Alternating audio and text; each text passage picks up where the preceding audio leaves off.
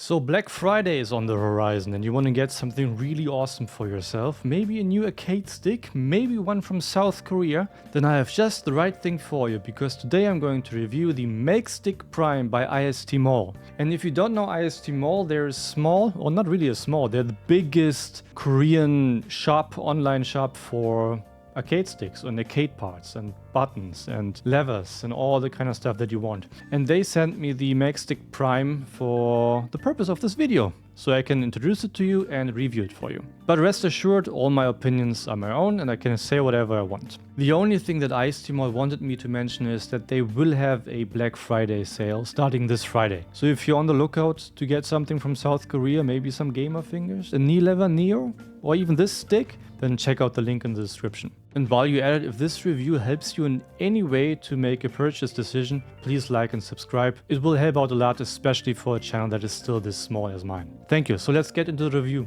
So the stick will arrive in this pretty box, and the first thing you notice, you can also get this stick in black.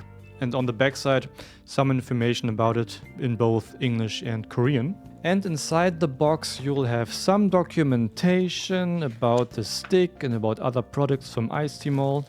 You'll get two cables. One is a USB-C cable and the other one is an aviation jack. Why? I'll show you later. And you'll also get some tools to work if you want to do some modding on your case. You get a bag for the tools. And because I got the Nobi Lever here, I also got a different, another actuator and some stickers. Very, very nice. Let's talk about the case itself first. It's a plastic case. I don't really know what kind of plastic it is, but it feels sturdy. The dimensions are 43 centimeter in length, 23 centimeter in width, and about 7 centimeter in height. And you can probably already guess by the shadows at the corners that it isn't a perfectly square case. You can see that it's like rounded up at the corners here, and also at the front has a bit of a slope down. It's very, very nice. It weighs around 3 kilograms, and in combination with its size and the fact that it has a rubber mat on the underside, it is really nice for using it on your lap. Some more general information about the case, as I already shown you, you can get it in white or in black. You can put your personal artwork on it. As you can see, I'm a Kami player. You can also get it in multiple different layouts. So this is like the Korean standard layout. You can also get the Vuelix or the Noir layout if you want to. And of course you can choose whatever lever you'd like. It is also possible to buy this case as a leverless or a mix box. You can find a lot of different versions on the Istmall website. So you can find your leverless, your sticks, your mix boxes. You can even get them in a southpaw layout if you want to. And I already told you that I got two cables in the box, and here you can see why. On the very left here you have a headphone jack, then the USB-C, and another aviation jack if you want to have the connection a little bit more secure than USB-C. But I personally prefer the USB-C connection. But it's nice to have both. So in here at the top you can find your settings buttons and also L3, R3. The switch on the bottom is the lever switch. You can change your lever from DP mode to left stick or right stick. And on the top you'll have a tournament switch that you can use so that you don't accidentally press the settings buttons during a match. Let us throw a look at the inside of the case, and I've already put the camera on the button that opens it up. Very nice, you just press it here and the entire thing opens up.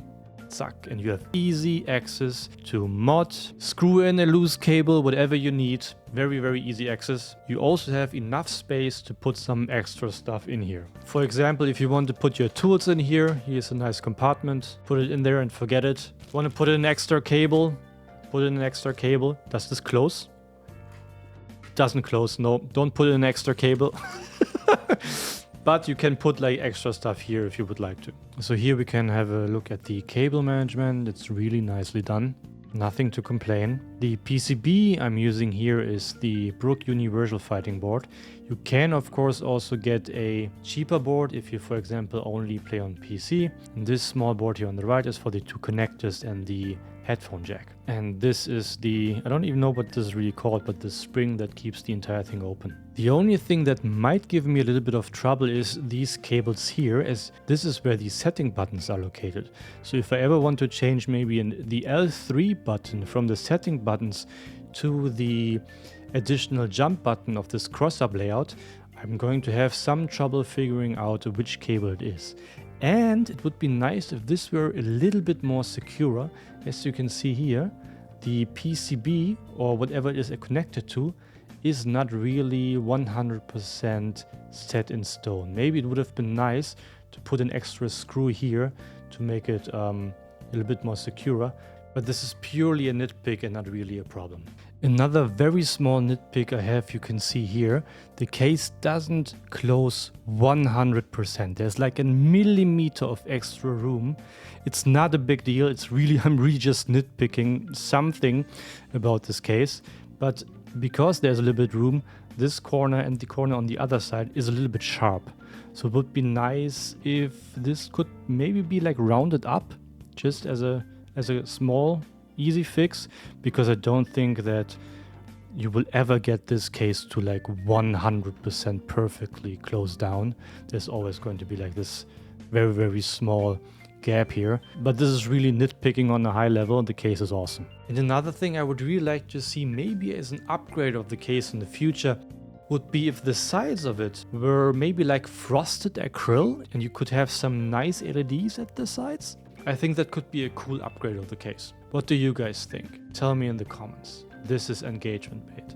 Thank you. So as you can see, Istmall were so kind to send me their CrossUp Layout, which, if you don't know what a CrossUp is, essentially means that you have like extra directional buttons here. So you have the jump button here, left, down and right here.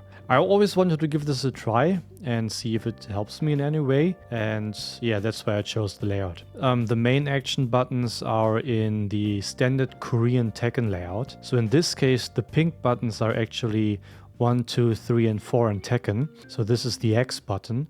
You can of course get it in the standard layout where these buttons are here. This layout is kind of nice for Tekken, especially because you can use these two buttons to easily navigate in the menus, like going from left to going to right, left, right, left, right. And the buttons I chose are Gamerfinger buttons. I like Gamerfinger buttons. They're quiet, they look pretty, and I don't know, if I buy something from South Korea, I put Gamerfinger buttons in there. I mean, why not? And for the lever, I chose the Nobi Lever, which is a Japanese lever. I chose this one primarily for the reason because I haven't tried it yet and I wanted to, and because I haven't really found the perfect lever for myself yet. The levers I've tried so far are the Japanese JLF, which for me the tension is not high enough. It's okay in Street Fighter, but kind of unusable in Tekken in my opinion. Another lever I tried is the Fujin lever, which is considered to be the Mishima lever, good for Mishima characters, and because I want to learn Reina in Street Fighter, in Tekken 8, I chose this one together with the Asura arcade. Unfortunately for me it has a too long throw and also came with a pretty high tension rubber, but still, even after changing the tension rubber, I thought that the throw was just too long for me. And another lever I tried was the Master Lever M1 review on my channel. Unfortunately, I was unable to accurately hit diagonals with this one. I got a lot of wrong inputs, so I stopped using it. The levers I liked the most so far were actually the Fanta lever here and the knee lever Neo that I'm holding in my hands. The only thing I had to change on the knee lever Neo was the grommet, because I think it has like a 45 tension grommet and it's way too high for me, especially in Street Fighter, and I exchanged it for a white grommet, which is I think 35 gram, and then I really enjoyed playing on this. But I still wasn't satisfied. I wanted to try something new, so I chose this one. And so far, from all the levers I've tried, I like the Nobi the most. It's almost perfect. I like the tension, which is somewhere in the middle of a JLF and a 35 grommet, and the throw is pretty short. Like, if I could create my own lever, the throw would stop immediately after the input gets registered. I actually don't know why it is necessary to have more travel time after the input is registered. And another thing I would like to change is this comes with a square gate. I would like to have a round gate. So I could have a lever with this tension, with an even shorter throw, and with a round gate. I think that would be the perfect lever for my hands. But don't get me wrong, I would still absolutely suck at fighting games. I'm silver ranked in Street Fighter. Why do I have so many controllers? I'm one of those people that has like all the good gear with no skills to back it up. I apologize for that. Let's check what the buttons and levers sound like.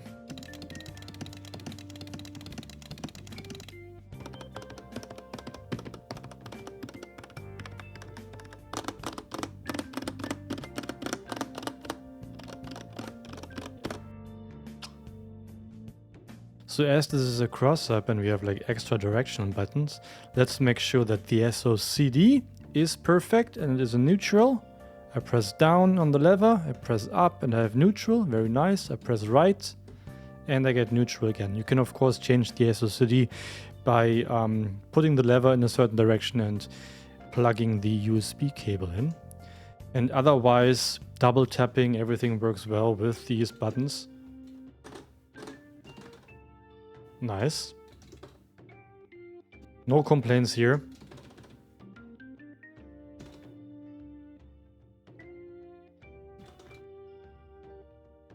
Cool. Though I have to say I'm not actually sure if the cross-up is going to help me in any way.